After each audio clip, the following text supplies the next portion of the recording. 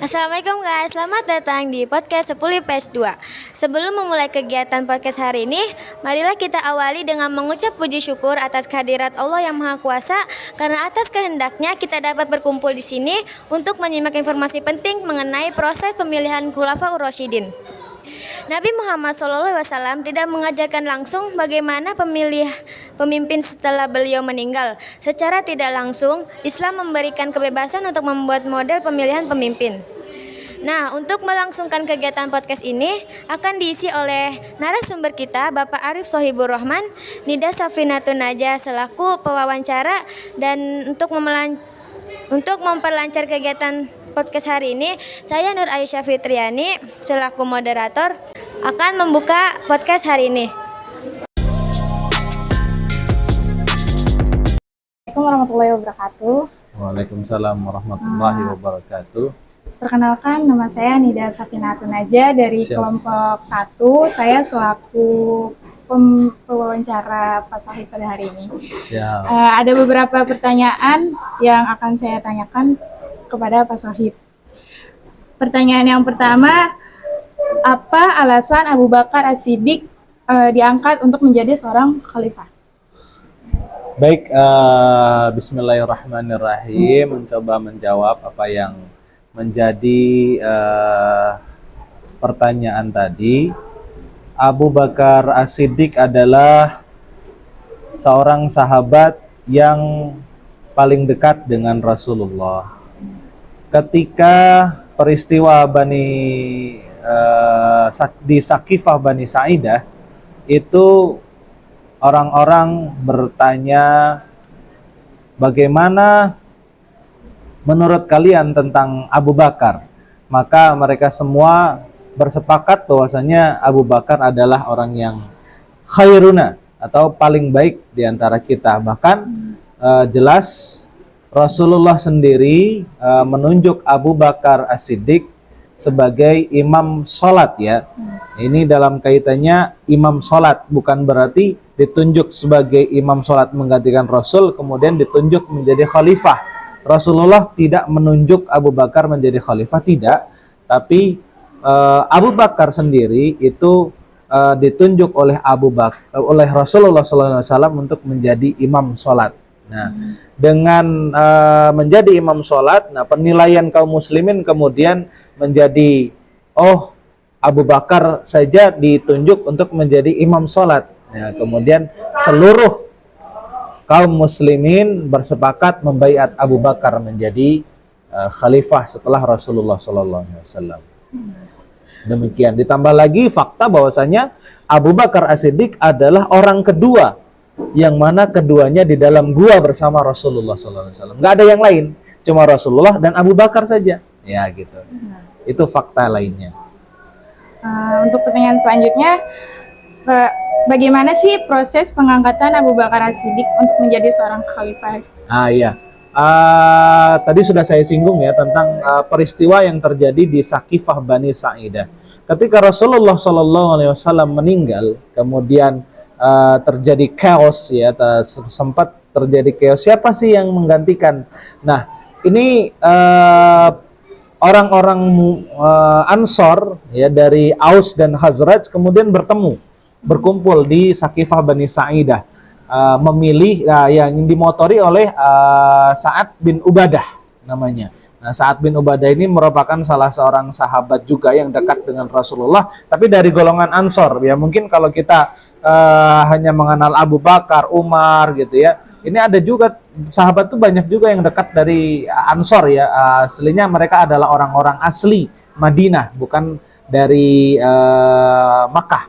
Nah, kemudian dimotori berkumpul, banyak yang berkumpul di Sakifah tersebut, ingin mengajukan bahwasanya, ayo Sa'ad, kamu jadi pemimpin.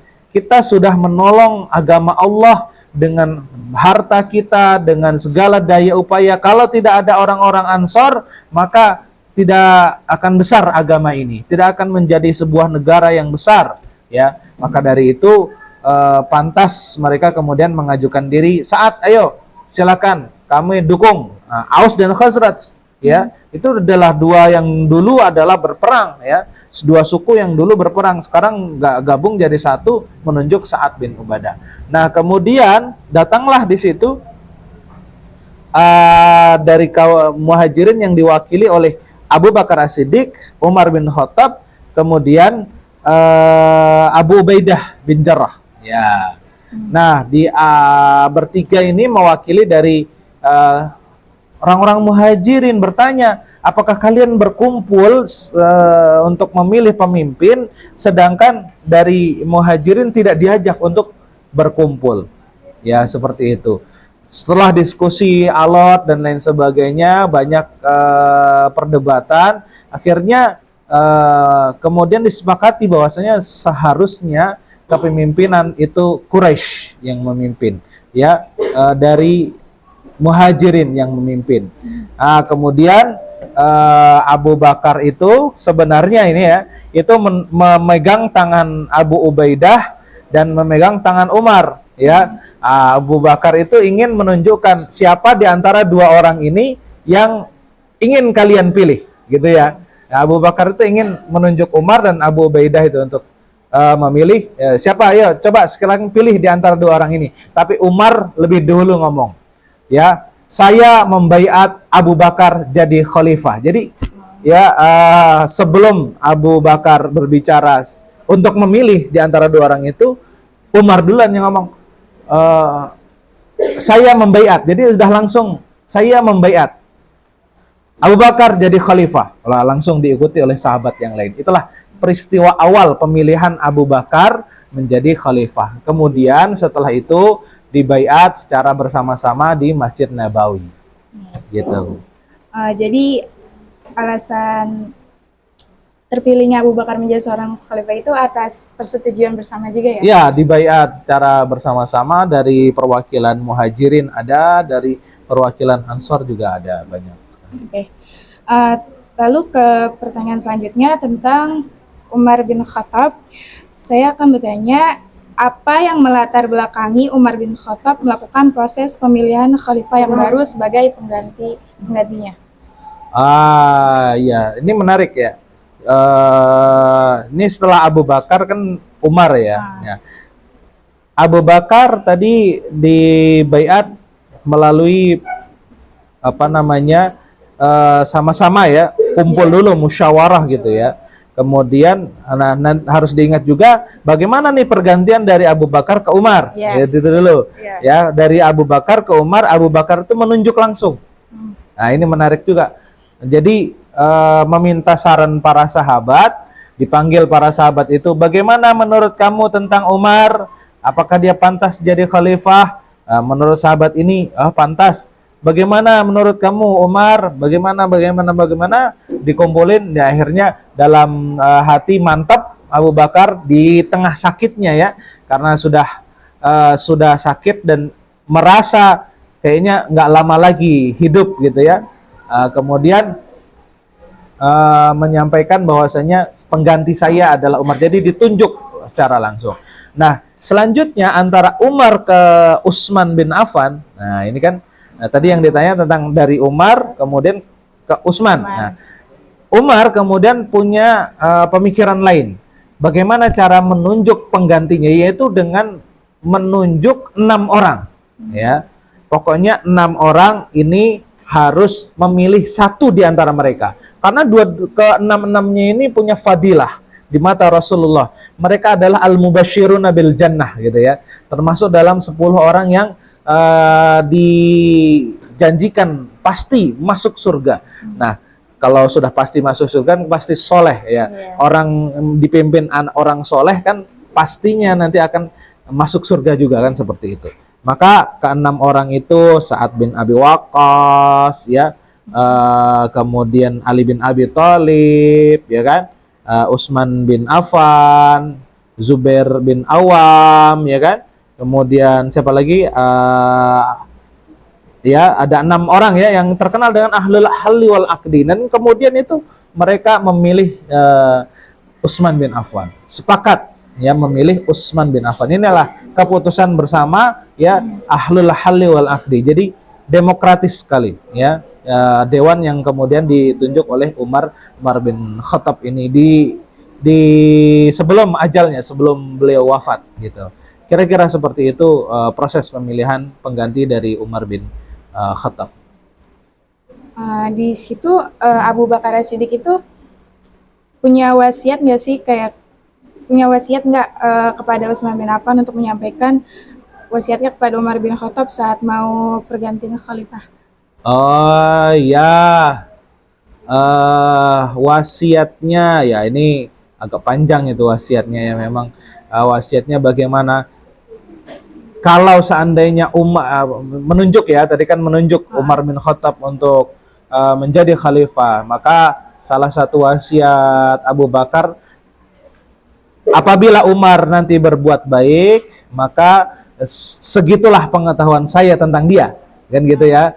Nah, apabila Umar ini kemudian jadi pemimpin dan dia tidak baik, nah sesungguhnya aku tidak mengetahui apa yang gaib gitu. Jadi saya ini manusia biasa, tidak mengetahui ya hal yang gaib. Itu Abu Bakar As-Siddiq kurang lebih seperti itu. Jadi wasiatnya adalah untuk menunjuk Umar bin Khattab sebagai khalifah pengganti Abu Bakar As-Siddiq, penggantinya. Oke. Ya. Selanjutnya, jelaskan bagaimana cara Umar bin Khattab memilih Khulafaur Rasyidin yang baru untuk dijadikan sebagai penggantinya. Sudah tadi Oh iya, yang sudah tadi, ya. ahlul hali wal akdi. Oke. Ya. Kemudian Apa yang melatar belakangi Umar bin Khattab melakukan proses pemilihan khalifah yang baru sebagai penggantinya? apa yang melatar belakangnya nih? Apa yang melatar belakanginya ya, karena kan apa namanya, mereka ahlul halli wal aqdi ini semuanya kan punya fadilah ya.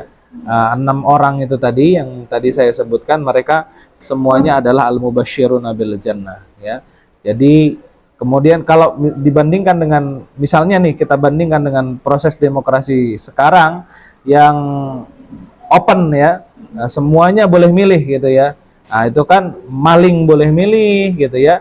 Kemudian copet juga boleh milih ya. Kalau Umar bin Khattab kemudian punya pemikiran adalah yang milih itu ya orang-orang yang soleh saja ya. Dipilih di antara mereka saja. Jadi udah orang soleh, yang milih juga orang-orang soleh, bermusyawarah bersama. Nah, hasilnya yang memimpin kemudian adalah yang soleh, meskipun sudah 70 tahun ketika itu. Utsman bin Affan itu usianya sudah 70 tahun ya, menjadi khalifah itu 70 tahun dan menjadi khalifah selama 12 tahun ya. Jadi sampai usia 82 baru meninggal ya. Jadi luar biasa ya. Itu sudah. Ya. Pertanyaan selanjutnya, kenapa Umar bin Khattab itu menunjuk Utsman bin apa alasan Utsman bin Affan menunjuk apa alasan Umar bin Khattab menggantikan khalifahnya kepada Utsman bin Affan? Maksudnya kalau Umar bin Khattab tidak menunjuk langsung Utsman bin Affan ya, tapi menunjuk orang dewan yang bermusyawarah untuk mencari penggantinya gitu. Jadi ada melakukan pemusyawaratan. Ada dewan, ada dewan. Berapa lama sih jabatan Utsman bin Affan menjabat sebagai seorang khalifah? Kalau Utsman bin Affan itu 12 tahun. 12 tahun. Dari usia 70 sampai ke 82. Kalau Abu Bakar itu kurang lebih 3,5 tahun atau 4,5 tahun ya. Umar itu selama 10 tahun ya. Utsman 12 tahun ya kan. Kemudian Ali bin Abi Thalib juga nggak lama, hanya 3,5 tahun saja gitu. Selanjutnya ke Khulafaur Rasyidin yang paling terakhir nih. Apa alasan Ali bin Abi Thalib menerima untuk dibaiat menjadi Khulafaur Rasyidin? Alasan utamanya ya itu yang menunjukkan bukan orang sembarangan. Yes. Ahlul halli wal aqdi yang tersisa ketika itu ya, yang masih ada itu kemudian banyak meminta Ali bin Abi Thalib untuk menenangkan keadaan gitu. Ketika Utsman bin Affan meninggal, itu kan terjadi ya semacam pemberontakan, chaos ya. Bahkan Ali bin Abi Thalib, Utsman bin Affan itu kan meninggal karena ada orang-orang yang masuk ke rumahnya kemudian membunuh ya Utsman bin Affan.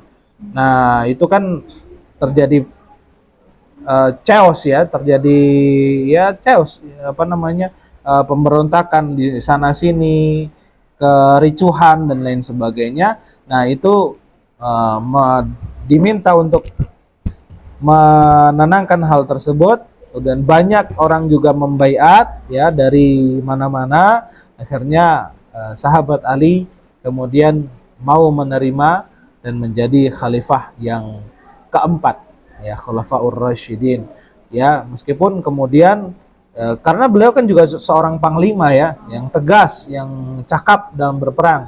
Nah, dalam beberapa tahun itu kemudian banyak berhasil daerah yang kemudian berhasil ditenangkan dari pemberontakan, meskipun kemudian ya terkenal bisa diturunkan sahabat Ali ini dengan kecurangan ya, dengan kecurangan yang terjadi di perang Siffin itu. Ya. Nah, jadi mungkin alasan orang-orang itu membaiat Ali bin Abi Thalib untuk menjadi Khulafaur Rasyidin selanjutnya itu karena mungkin Ali bin Abi Thalib ini seorang panglima yang tegas gitu, ya, yang betul. bisa memimpin mereka dengan baik mungkin gitu ya. Sekali. Nah, ini pertanyaan yang terakhir. Mungkin saya cukupkan sampai di sini. Baik. Terima kasih atas penjelasan dari Pak Sohib. Ya. Semoga bermanfaat bagi saya ataupun bagi yang mendengarkannya. Terima kasih. Kurang dan lebihnya mohon maaf. Assalamualaikum warahmatullahi wabarakatuh. Waalaikumsalam warahmatullahi wabarakatuh. Jadi, dalam Islam pemilihan pemimpin tidak hanya menggunakan satu metode, tapi banyak metode yang digunakan, seperti contohnya itu melalui baiat ataupun dapat ditunjuk oleh pemimpin sebelumnya. Sekian podcast dari 10 PS2. Semoga bermanfaat, dan saya Nuraisyah Fitriani. Mohon maaf bila ada kata yang salah. Akhirul salam.